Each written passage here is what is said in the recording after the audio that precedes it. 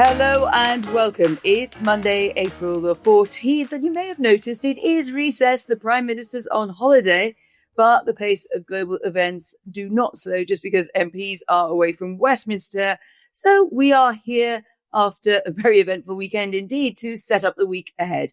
My name is Anne McElvoy from Politico. And my name is Sam Coates of Sky News. Welcome to Politics at Sam and Ant, the podcast that's here for today, only this week, to give you everything you need to know about the day and the week ahead in British politics in under 20 minutes. And since we last spoke to you, Donald Trump has blinked in the face of market turmoil caused by his tariff war. The government has stepped in to try and save British Steel, giving itself powers to run the plant at Scunthorpe. And Tulip Siddiq, who until a few weeks ago was a minister in the Treasury, is the subject of an arrest warrant by Bangladesh's Anti-Corruption Commission over allegations that she received, allegedly, a plot of land in the country's capital. She says the allegations are completely false and that she hasn't been notified of them. Close to home, there's also a report by a cross-party Home Affairs Select Committee, which says that the response by police to the summer riots last summer, just after Keir Starmer became Prime Minister, was entirely appropriate. The committee, which significantly is chaired by a Conservative Karen Bradley, found no evidence of two-tier policing in officers' handling of the levels of violence and criminality during that period, and called those claims disgraceful. So we'll have more on that in a bit. But let's start with the race against time to ensure that Britain doesn't become what I think would make us the only G7 country to stop producing virgin steel or primary steel. And for listeners that don't know, that is the kind of steel that you get by making it out of iron ore rather than recycled material. Yet that is still, despite Saturday's big intervention by government, on the cards in the next few days. And to bring you up to speed in case you've had a weekend digital detox, on Saturday the government held the first emergency sitting since the Falklands War to push through emergency legislation enabling it to take control of British Steel in Scunthorpe and to try and keep the two blast furnaces going. Since then, officials have been racing to find new sources of fuel in order to keep the plant continuously open, which is the preferred option. It is a race against time.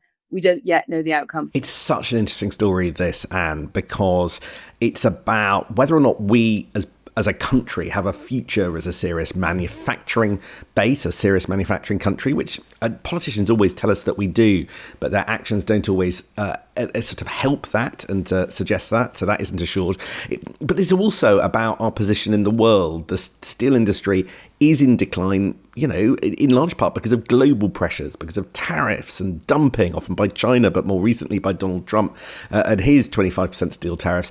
But it's also about politics, decades of quick fixes for manufacturing, an aversion by the Treasury of spending too much money, gerrymandering in the face of regional interests. And now it looks like the government is trying to do the right thing ahead of tricky local elections in a little over 2 weeks' time. So the optics of what Keir Starmer's doing right now matter because we are in an election period.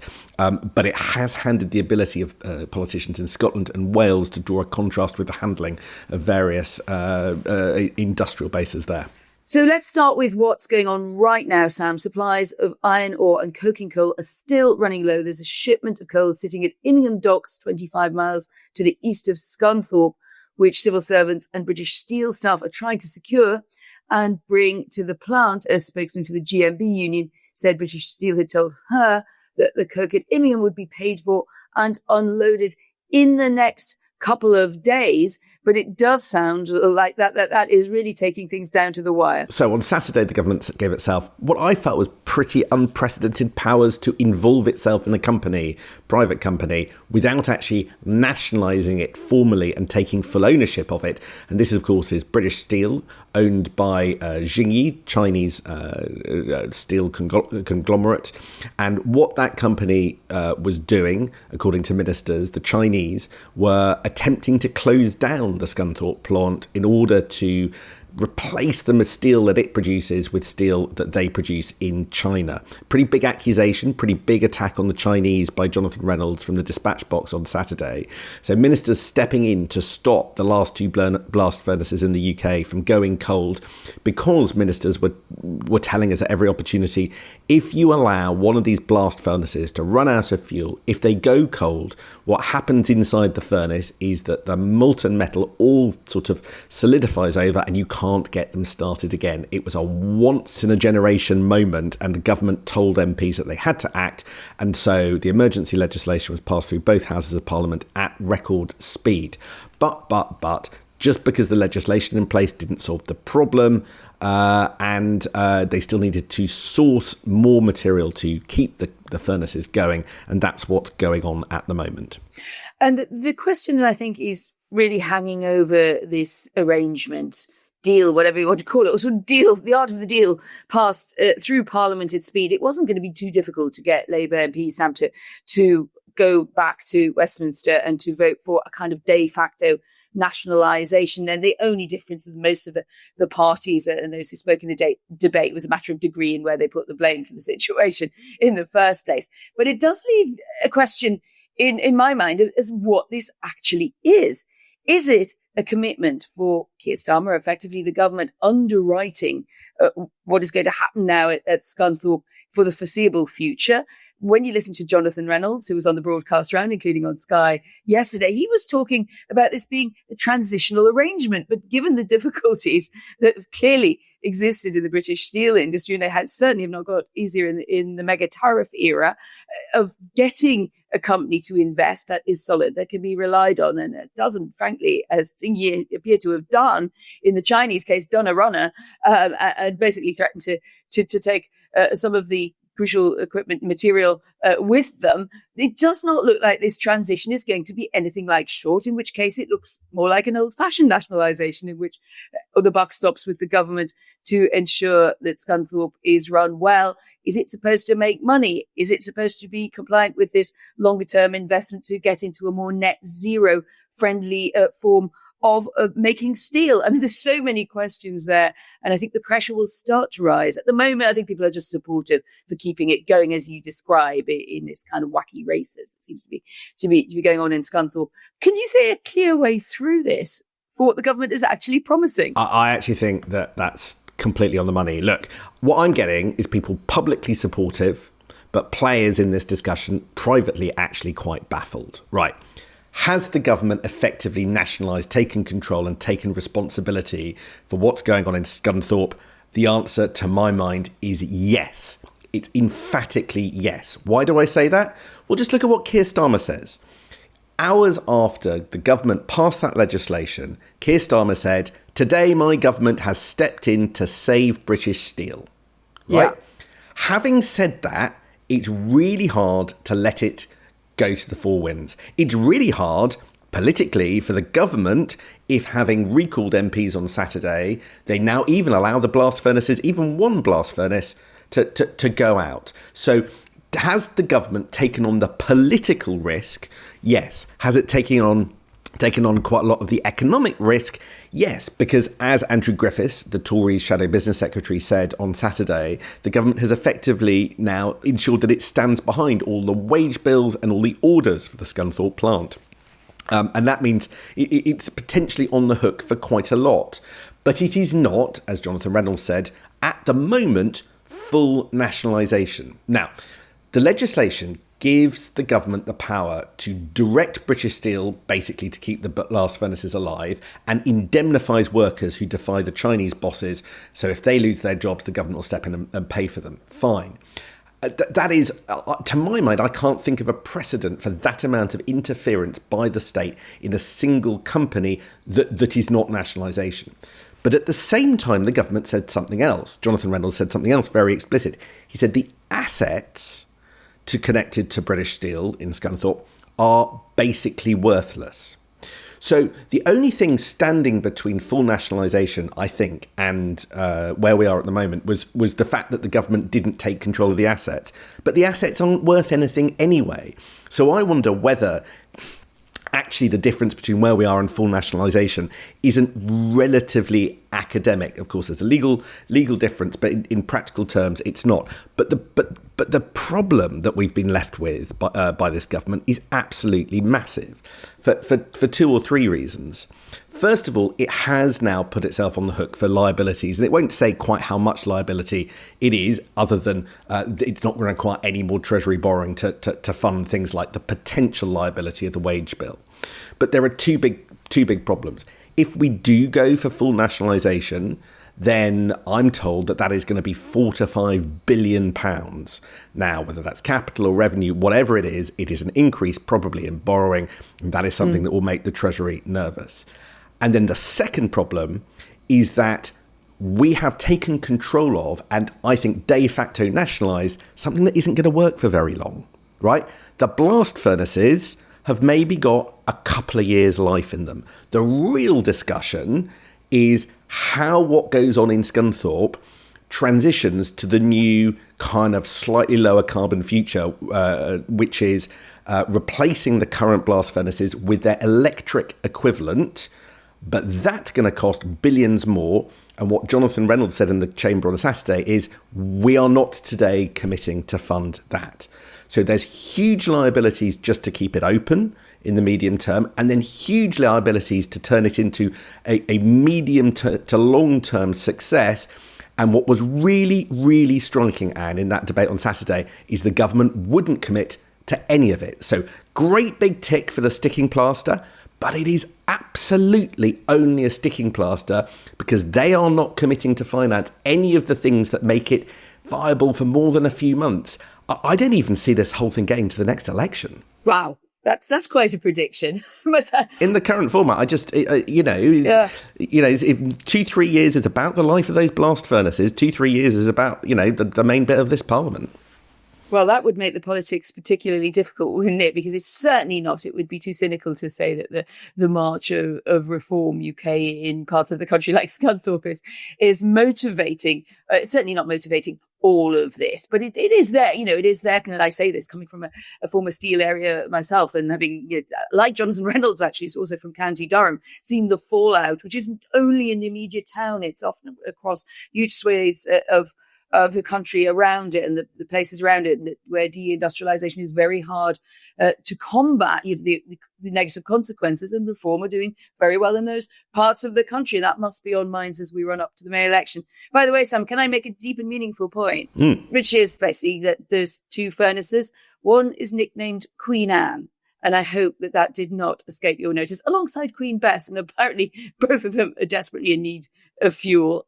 The other thing I would just say before possibly we turn to tariffs and where we are on all of that this has coincided, and I have this also from a source in the Foreign Office said, well, this is really actually terrible timing, because a big push somewhat behind the scenes, a bit quietly, is reported, but not a big fuss being made about it.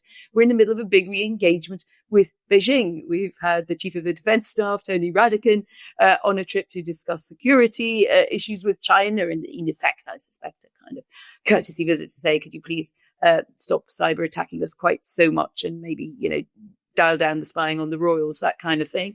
And we've also got Douglas Alexander, the Trade Secretary, who has been on a Make Friends visit to China. So, when the full drama of this gets written, which I imagine will be 5 minutes after the crisis, it's going to be quite extraordinary, because you've got a split screen with the government partly talking to China and partly here dealing with the fallout of something which has been very adverse and caused by the behaviour of a Chinese company. The remarks by Jonathan Reynolds on Saturday at the Dispatch Box and Sunday in the TV studios, including with my colleague Trevor Phillips, were the most aggressive attack on a Chinese entity that there have been since Keir Starmer's government started. Interesting. Right? That's a landmark moment in itself. Now, Jonathan Reynolds was trying to insert a cigarette paper between the Chinese state and Jingyi, the company that we're talking about, but we know links between big Chinese multinationals and the Communist Party are there, and people like Ian Duncan Smith very, very clearly pointing that out.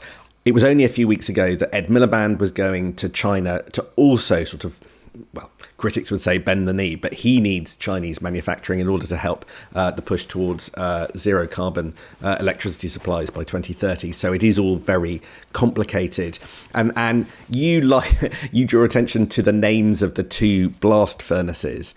I just wonder whether there wasn't, to my mind, just a little bit of mis-selling to MPs on Saturday for this reason.